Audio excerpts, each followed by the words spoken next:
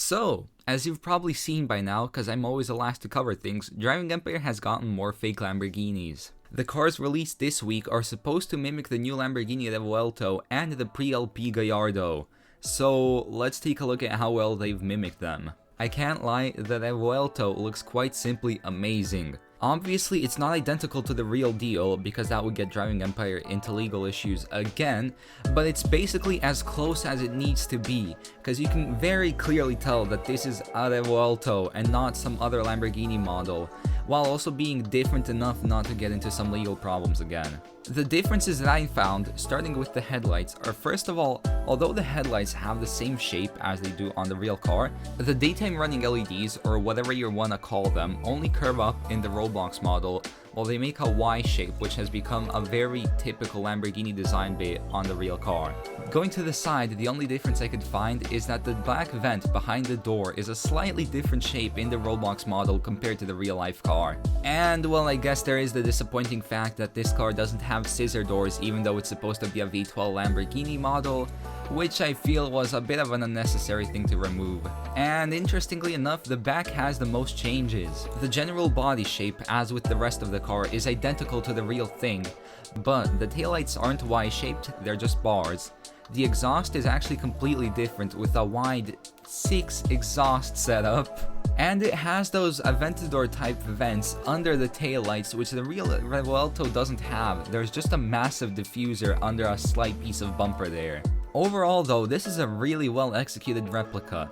It's similar enough so you know exactly what the car is supposed to be, while also bringing some necessary changes not to get into trouble with Lamborghini. On the other hand though, you have this thing.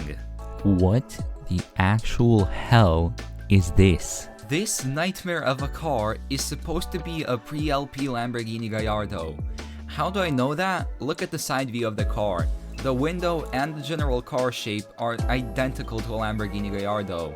Well, besides for a completely unnecessary and ugly vent behind the window. Literally nothing besides the shape of the car and the interior gives you hints that it's a Lamborghini Gallardo. The front end is complete garbage. The Y-shaped headlights give you a hint that it should be a Huracan almost, but the bottom grille looks like absolutely no Lamborghinis ever released. The rear is also just straight garbage and looks like something you'd see in GTA 4, not even GTA 5, because the models actually look good in that game. Take a look at the Pegassi Vaca, which is supposed to be a Gallardo, and this side by side. You can't tell me that this looks better.